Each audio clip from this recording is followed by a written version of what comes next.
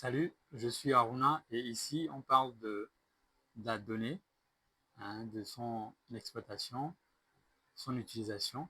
On parle également d'automatisation et des processus.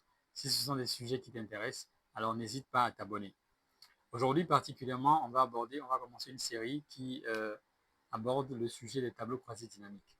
Est-ce qu'ils sont encore importants à connaître aujourd'hui? La réponse, c'est oui. Ok. Alors, je t'invite à rejoindre ma présentation. Allez, c'est parti. Bien. Euh, Aujourd'hui, on va parler des tableaux croisés dynamiques. Et au niveau du sujet des tableaux croisés dynamiques, ce qu'on va aborder essentiellement aujourd'hui, ça va être les deux, les deux premières parties là. Donc, le 1, donc l'introduction et la préparation des données, essentiellement. Dans la prochaine vidéo, on va continuer avec la suite. Et voir si on peut terminer. Donc, rapidement, quelles sont les attentes sur cette petite formation? Ce que tu vas apprendre, ce que tu vas normalement maîtriser, c'est tout ce qu'il y a ici. D'accord? Donc, créer un tableau croisé dynamique professionnel en quelques clics. Analyser rapidement de grandes bases de données. Présenter des insights, donc tout ce qui est connaissances a, on a trouvé à l'intérieur des données, si je peux m'exprimer ainsi. Gagner un temps considérable aussi dans vos analyses, bien entendu, et prendre des décisions basées sur vos données. Okay? Ça, c'est ce que tu vas apprendre avec ce cours sur les TCD. Ce que tu ne vas pas donc apprendre, c'est à ta droite. Ici, c'est l'initiation à Excel. Okay? C'est pas un cours d'initiation à Excel. Hein. Sincèrement, c'est quand même un cran au-dessus. C'est pas non plus un cours sur les formules avancées d'Excel. Ok. Donc, on ne va aborder aucune formule avancée d'Excel. C'est pas non plus la modélisation de données complexes et c'est pas non plus des macros automatisés ou bien la programmation VBA. Bien, cela étant dit, passons donc à l'introduction. Ici, on veut savoir, on se demanderait pourquoi est-ce que les tableaux croisés dynamiques, pourquoi est-ce qu'il faut qu'on apprenne à utiliser les tableaux croisés dynamiques lorsqu'on est professionnel en contact avec la donnée et ou alors manager, parce que généralement, c'est les deux profils, mais tout le reste également peut être inclus. Ben, généralement, c'est parce qu'on veut gagner du temps. OK? On veut gagner du temps et j'ajouterais qu'on veut éviter des erreurs. OK? Et on veut éviter les erreurs. Et les TCD, comme on les appelle, ils nous aident à synthétiser rapidement et analyser de manière interactive nos données en atteignant donc cet objectif-là qui est d'éviter des erreurs et de gagner du temps. Okay? Pour une définition de tableau croisé dynamique, bah, elle est là. Hein. C'est un outil puissant qui permet de synthétiser, analyser et explorer rapidement de grandes bases de données en regroupant et calculant automatiquement les informations selon vos critères. Okay? Ça veut dire que les critères, ça reste à définir par nous. C'est pourquoi il est important d'avoir ces fondamentaux-là. La différence clé, c'est quoi? C'est un tableau simple présente les données brutes, n'est-ce pas? N'importe quel tableau que vous allez avoir vont présenter les données brutes, tandis qu'un tableau croisé dynamique transforme ces données en ce qu'on appelle des insights. Okay? On dit que les données transformées peuvent vous donner des informations. Donc, c'est un peu ça, des informations de la connaissance. C'est ça qu'on traduit par insights, qui sont exploitables. Donc, ces connaissances-là que vous allez avoir sur la donnée seront exploitables avec des calculs automatiques et une présentation structurée. Okay? Bien. Avant de pouvoir faire tout ça, il faut d'abord être en mesure de présenter la donnée. Okay? Il faut être en mesure pardon, de préparer cette donnée-là. Et c'est la clé vraiment de la réussite d'un tableau notre tableau croisé dynamique. Si vous ne réussissez pas à débuter un tableau croisé dynamique, dans la majorité des cas, c'est parce que vous ne maîtrisez pas ces fondamentaux-là. Donc, c'est prérequis pour réaliser un tableau croisé dynamique. Okay? Donc, c'est très important. Mais essentiellement, qu'est-ce que c'est? C'est de donner une structure idéale à vos données pour que Excel puisse accepter de les transformer en tableau croisé dynamique. Parce que si ce n'est pas dans une structure idéale, Excel ne comprendra pas et donc ne pourra pas démarrer votre création de tableau croisé dynamique.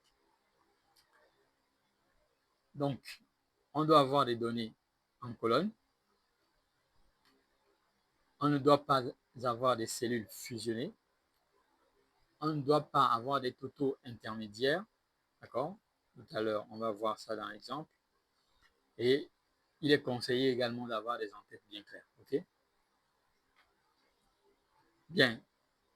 Sans plus tarder, on va passer aussi à la pratique pour nous permettre de bien maîtriser ces prérequis-là.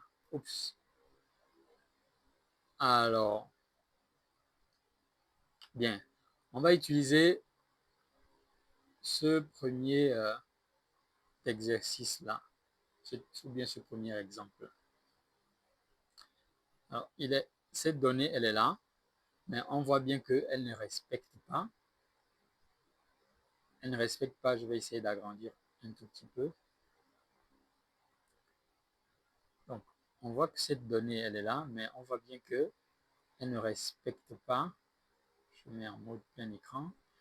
Voilà, donc cette donnée qui est là ne respecte pas les conditions, les prérequis pour avoir un tableau croisé dynamique. Okay?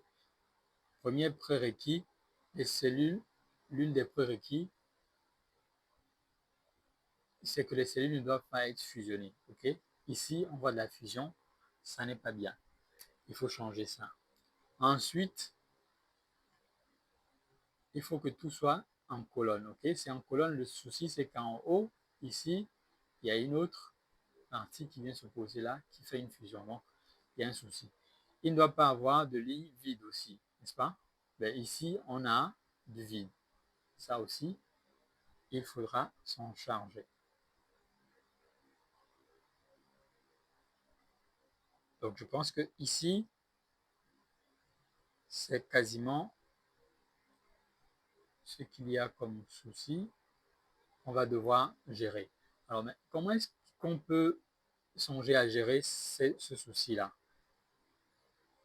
Ici, on voit que c'est les directions. Ici, il s'agit d'une donnée d'entreprise, hein? Donc c'est les données du personnel d'une entreprise. Donc des données fictives, hein? C'est des données complètement fictives. Donc, on voit bien que ce sont les données d'une entreprise, du personnel pardon, d'une entreprise, et que ici, dans les parties surlignées en jaune, on a le nom de la direction à laquelle appartient les effectifs en dessous. Donc, première chose à faire, c'est d'insérer donc cette donnée qu'on a là, on devra les insérer sous forme de colonne, ok, idéalement. Donc, où est-ce qu'il faut l'insérer? Bon, je choisis de les mettre juste après le poste pour qu'on ait en même temps le poste et la direction à laquelle la personne appartient. Okay? Donc, on insère cela ici rapidement. Donc, on va mettre ici direction comme titre. Et à côté, on copie direction générale ici. On vient ici, on insère. Ensuite, on tire jusqu'au niveau où l'effectif correspond à la direction générale. On fait la même chose ici. Rapidement, on copie. On vient, on garde toujours sur la même ligne là. On vient, on colle ici. Ce qui a été copié et on tire vers le bas. Alors, rappelez-vous que on ne doit pas avoir de vide ici et on ne doit pas avoir de cellules fusionnées là. Que ce soit en horizontal ou en vertical, on ne devrait pas avoir de cellules fusionnées. Donc, ici, je me débarrasse donc de ces deux. ligne là, supprimer, mais je me rends compte que il y a le nom de colonne qui se répète ici également. Ça aussi, ça ne peut pas se répéter, donc on doit s'en débarrasser. Donc je supprime également cette colonne-là, cette ligne, pardon. Je reviens là, j'enlève la ligne fusionnée qui est en haut, dont j'ai déjà récupéré la donnée que j'ai mise dans la colonne ici. Donc je peux m'en débarrasser également. Je reviens ici, je fais la même chose que tout à l'heure, direction des ressources humaines. Je copie la donnée ici, je viens la coller là. C'est exactement la même chose que je fais pour tout le reste, hein. Donc rapidement, je colle là. Ici, je fais la même chose. Je colle là et je tire.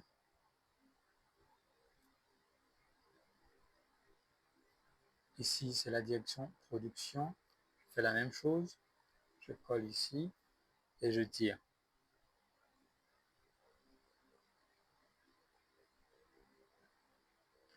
Bien.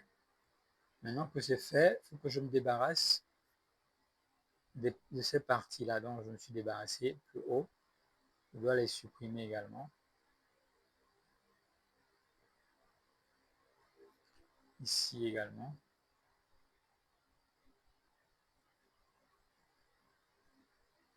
Supprimer.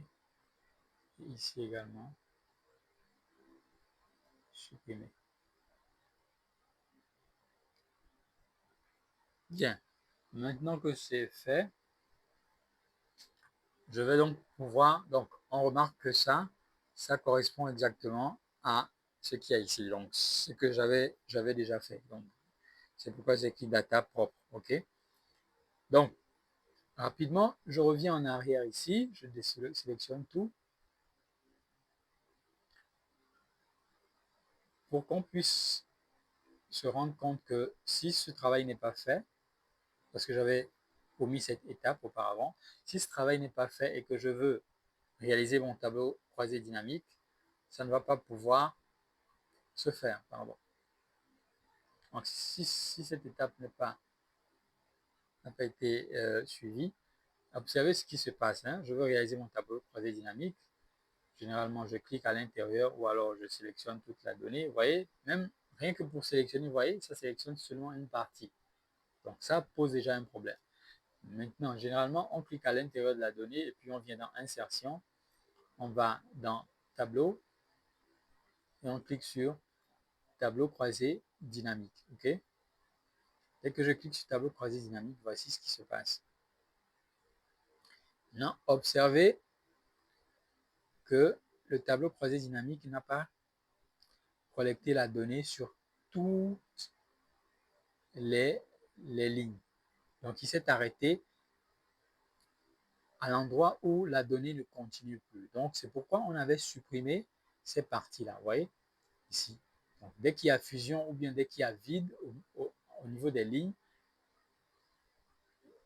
le tableau s'arrête. Il ne continue plus. Et donc, s'il fallait faire un tableau croisé dynamique sur la base de juste cette partie, on aura faussé parce qu'on n'aura pas une vue de tous les effectifs de l'entreprise. Je viens annuler ici et je viens dans la donnée qui a été préparée comme on a fait tout à l'heure. Okay? Là, par contre, on voit que j'ai bien toutes les directions là, commerciale, direction générale, jusqu'à la direction production en bas. Et donc, quand je clique n'importe où à l'intérieur de cette donnée, que je viens dans Insertion, Tableau, Tableau croisé dynamique, qu'est-ce que je remarque? Toute la donnée a été sélectionnée de A1 à N1, donc de A1 jusqu'à N29, tout a été sélectionné. Et donc, je vois tout a été sélectionné, vous voyez. Là, on est dans la colonne A, ici, et voilà la dernière ligne qui est là. Quand je viens ici, je suis également dans la dernière colonne N, ici, et sa dernière ligne. Donc, absolument tout a été sélectionné. Et donc, je peux cliquer sur OK pour avoir donc mon tableau croisé dynamique dans une autre feuille. OK, parce que j'ai choisi de mettre ce tableau croisé dynamique dans une autre feuille. Bien, on va prendre un deuxième exemple qui est un peu plus compliqué, où je vais expliquer rapidement.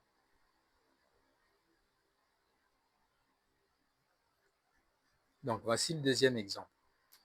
Le deuxième exemple, vous voyez ce tableau, il est un peu plus compliqué que celui de tout à l'heure, mais il va subir les mêmes transformations. Okay? Ici, on constate que si on veut faire un tableau croisé dynamique avec ces données-là, on risque d'avoir un problème parce que il y a pas mal de cellules fusionnées. Ici, par exemple, c'est fusionné, là, c'est fusionné. Vous voyez, il y a également, ici, on a calculé des totaux là. Vous voyez, on a dit qu'il ne faut pas des calculs intermédiaires aussi. OK? Il ne faut pas des calculs intermédiaires à l'intérieur du tableau. Vous voyez, ici, on a des calculs par contre. Donc, ça fait que on aura du mal à le faire. Mais essayons pour voir si on pourra réussir à faire le tableau croisé dynamique. Exprès, je viens cliquer à l'intérieur de la partie où il y a les calculs. Et lorsque je viens dans Insertion, je clique sur Tableau et Tableau croisé dynamique. La petite fenêtre s'ouvre, effectivement, mais observons la partie qui est sélectionnée. Vous voyez, ma donnée, elle est sélectionnée, mais la partie qui contient les noms de colonnes n'est pas sélectionnée. Vous voyez, parce que Excel ne comprend pas pourquoi il y a de fusion là. Et ici, tout est bien fait, apparemment. Mais par contre, ici, il y a de fusion. Donc, Excel ne peut pas prendre ça en considération. Voyez-vous? Donc, il faut un travail pour assainir, j'ai envie de dire, cette partie-là comme on l'a fait tout à l'heure. Sinon, quand on va cliquer sur OK, on va avoir un tableau croisé dynamique qui ne correspond pas à ce que nous voulons parce qu'on ne verra pas les noms de nos colonnes s'afficher. Maintenant, comment est-ce qu'il faut faire ça? Ici, il faut d'abord observer. Il faut d'abord observer pour voir est-ce qu'il faut ajouter des colonnes pour récupérer certaines données. Par exemple, quand on parle de cadre, agent de maîtrise, ici, comment remettre ça sous la forme de colonnes. Ici, on a déjà une colonne pour ça, donc on peut laisser tomber. Mais lorsqu'il s'agit, par exemple, du type de contrat, CDD ou CDI, on n'a pas de colonne pour ça. Donc pour ça, on peut insérer des colonnes. Donc je viens là, je clique sur insérer et mettre ici type de contrat. OK? Type de contrat. Et pour ceux qui sont CDI, je mets CDI. Ensuite, je peux tirer vers le bas. Ceux qui sont CDD, je mets CDD. Je peux également tirer vers le bas. D'accord? Ici, c'est CDI. Je mets CDI. Et je tire aussi vers le bas. Ici également, c'est CDD. Ici, CDI. Voyez? Donc, il faut s'assurer que cette petite transformation-là soit faite pour que vos données correspondent à ce que Excel veut. Sinon, vous allez rater l'analyse que vous aurez à faire après avoir créé l'environnement de tableau croisé dynamique. OK? Donc, je tire là. Alors, c'est la même chose pour tout ce qui est en bas. Hein. Je prends juste ce petit exemple-là pour qu'on ne traîne pas aussi en temps. On peut ajouter aussi une colonne pour indiquer la direction. OK? Ici, c'est la direction administrative de la production, mais ça fait partie de la direction de production. OK? Donc, on peut ajouter une colonne pour la direction et une autre pour le département qui est à l'intérieur. Le département, c'est administration. On va dire département administration et direction production. Donc, direction direction et département. Ok. Donc, pour la direction, on va mettre direction prod. Ok. Pour le département, on va mettre simplement ici, c'est le département admin. Et là, maintenant, je peux tirer sur toutes les lignes jusqu'à ici. Donc, on s'arrête là dans l'exemple. Hein. Mais en réalité, il y a encore plus de données. C'est pour ne pas mettre trop de temps, en fait. Bien. Maintenant que cette partie elle est faite, on peut se permettre de supprimer ces deux colonnes-là, par exemple. Même les trois, même les quatre. Okay? Se permettre de supprimer ces colonnes-là parce que toutes les informations qu'on a là-bas, on les a ramenées sous forme de colonnes. Donc, on supprime. Ensuite, on va supprimer les lignes qui sont également fusionnées. 2, je sélectionne avec mon clic. En maintenant CTRL, je sélectionne l'ensemble pour aller un peu plus vite. Toujours CTRL, sélection, sélection, sélection. Ensuite, clic droit et puis supprimer et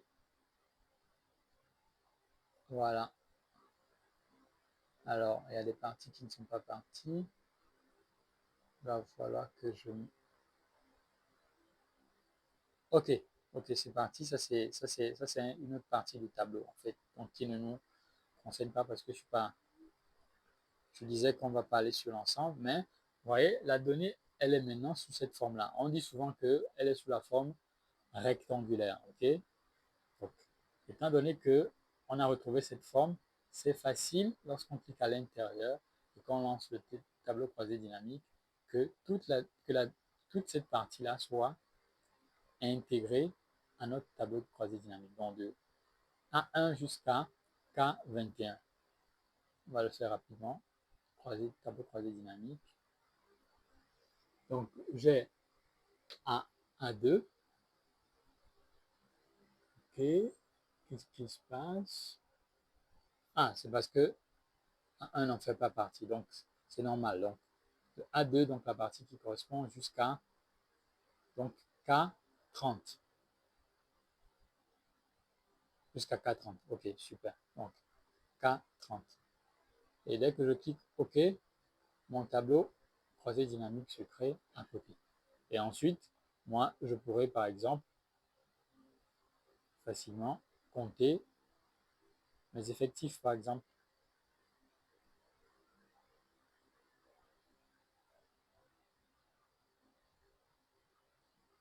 OK. Allez, donc en termes d'effectifs, voici ce que j'ai.